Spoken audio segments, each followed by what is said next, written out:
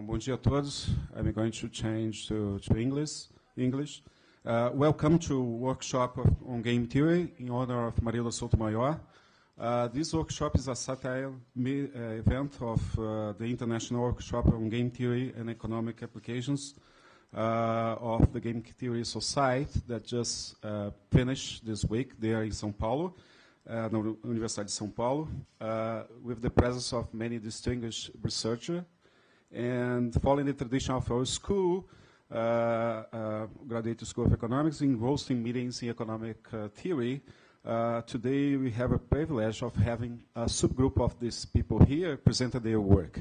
Thank you for their presence here. I'd like then to thank also our sponsor, Fundação Getulio Vargas, and EPGE, Instituto de Pesquisa Econômica Aplicada, and Economics and Politics Research Group to make this event possible. Just a briefing note, Professor Marilda, she is expected to be here around noon with Professor John Nash. They are coming from São Paulo because they stayed there too late yesterday, so they are able to be here just middle of the day. So now I'm going to pass the word to Professor Luiz Araújo, our Vice-Director of our school, to say a few words, and then the President of EPEA. Thank you very much. And then it's very nice to see that how we've been able to, under diversity, to develop theory. This is a proof of that. In Brazil, in particular FGV.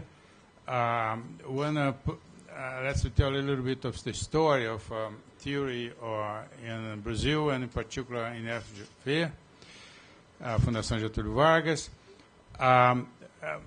The person that you're going to meet here later on, the current president, is Carlos Ivan Simonsen Leal. He has a PhD in game theory, just to give you an idea. But I go back and then think about his uncle, that was Henrique Simonsen. And then we thank him a lot because he was a partial student in IMPA. There was being a strong relationship between Getulio Vargas and IMPA. And he was a student in IMPA, and then he understood the importance of mathematics to economics, and then he dropped his academic career, although he was extremely bright. And then he was teaching here in Getulio Vargas. He was the director of the position that Rubens Cysne has now.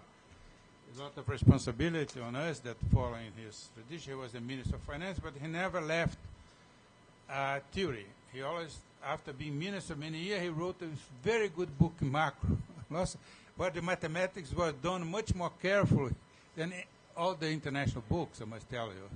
There is an international macroeconomic that you know, he did it better, more precision, projection in Hilbert space, and so forth. So it's a very, and he was the person I owe him a lot because he was the person that invited me to teach Getulio Vargas. Besides him, I came first to him, but that helped me a lot in my career. And then he always gave support to the development of theory, so and economics as a whole. And but sorry about I hope you can hear it now. So better. But so this we had some tradition. We cannot do in larger scale because you can imagine Brazil is always competing for resource. So whenever you form, like in Simonsen himself, there are many others that came later that end up doing very important practical things because there are few of us. But a small group remain, and this is a proof that to make this special event for Marilda, that I had the honor to be part of her thesis committee, discussing in the beginning of her research, not in matching, but dynamic economics, that was she originally interested. And I hope I want to welcome you too, and then to thank people that come from very distant, and not only went to São Paulo, but even come to Rio, so, and to Getulio Vargas. Welcome, everybody. Thank you. Thank you, Aloysio. Now, President of EPEA, Sergei Soares. Well, good morning. First of all, I'd like to thank Fundação Getulio Vargas for hosting this important workshop. I think it's a part of their immense, almost unmeasurable contribution to our country and to the development of economics and the development of our country. I'd also like to welcome all of you here. It's a true pleasure to be here welcoming you. I think that this workshop is part of another series of events that has come before, and I think it will be very useful and very helpful for everybody here. I'd like to congratulate the workshop and the organizers of the workshop in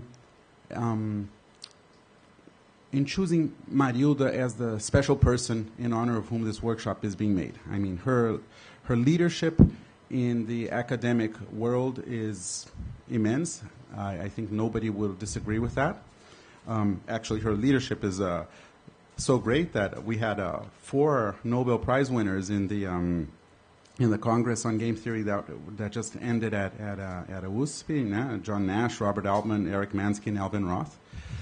And I think that she is as there's some people who in the development of a field, you almost come to identify that field with that person, and certainly Marilda is one of these people. I would also like to thank all of our distinguished visiting international scholars here. And it's important to say that none of them received a cent to be here.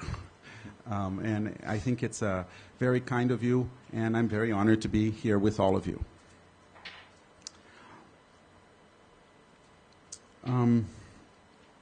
Before finishing, I'd just like to say something from my side as president of EPEA about the importance of linking theory, applied research, and more theoretical research. It's not my area, but as far as I know, there's 3 areas in which game theory has had a lot of applied use, which would be matching, voting rules, and auctions.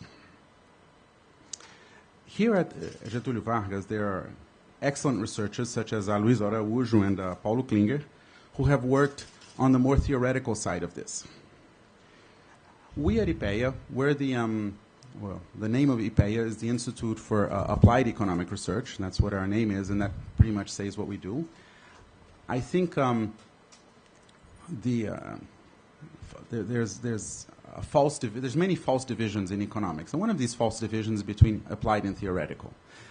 And we need more interaction between the two sides.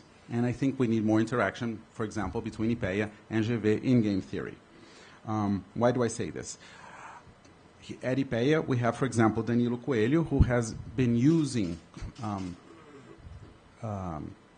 things that were developed for voting rules in very practical, down-to-earth applications in institutions such as our prosecutor's office, Supreme Court, whose members are selected by the rule of K names. And so this is an example of how a very theoretical application becomes a very practical application.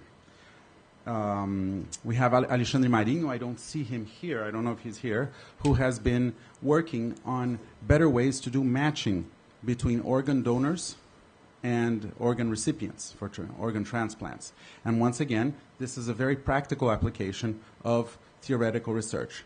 So I don't want to take up your time because I'm sure there's much more interesting people for you to listen to than me, but I think I would just like to leave this appeal that we need greater interaction between theoretical economics and applied economics in all areas, but in particular in game theory. So that's it, and thank you very much, and welcome all of you. Thank you, Sergei. And now a few words of our chairman of our school, Escola Brasileira de Economia, Brasileira de Finanças, Economia. Thank you, Humberto. Good morning to all of you. I want to start thanking those who took the charge of organizing this workshop, which is something very difficult to do. That starts with Humberto and Aloysio, and we also had the sponsorship of EPGE.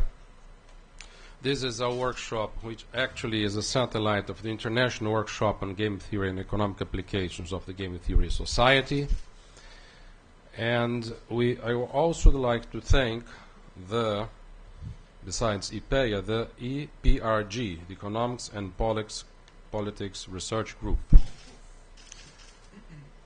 I am very happy to notice that our school is somehow fulfilling its role, which is having people from all over the world come over here to interact with our faculty, with our students, and with our distinguished guests of several different places in Rio and in Brazil.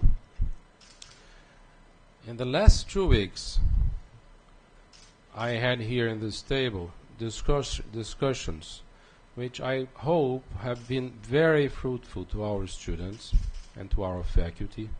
We had José Manuel Duran Barroso telling us 2 weeks ago here in this table about the situation in the Ukraine. We had João Manuel Barroso telling us about why so many people were so wrong for such an amount of time regarding the euro, and now I'm talking about 2011, 12, and 13. And he said that when he was in a tour in the European banks and in North America as well, that almost the majority people would predict that the euro would collapse in 2 or 3 months or 2 or 3 weeks, and that was during 2011, 12, and 13. And he also told us, and I hope our students have taken advantage of that, his role in climate change. He has been very active and told us the details about the 40% reduction of gases and 27% of renewable energy, which are the targets for Europe in the years to come. And last, I think 3 or 4 days ago, we had for the second time our friend, I can say he's already a friend of our school because he has been here twice with us, Eric Maskin, was also teaching us about why using majority rules should be superior to using some other rules, which would more easily allow to having the voter voting strategically. So I think you all know his ideas. And he was also suggesting regarding Brazil that could be a good idea.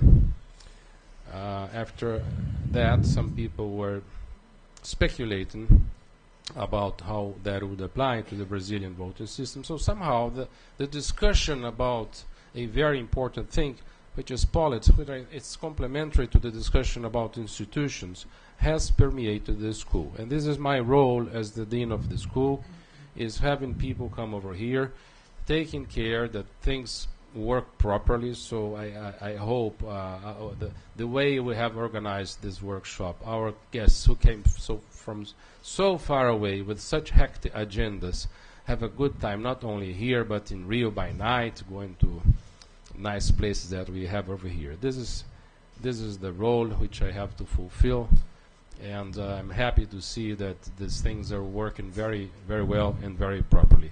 I have some words to say about the great and spectacular contribution of Marilda Sotomayor, but I reserve that for the other session in noon.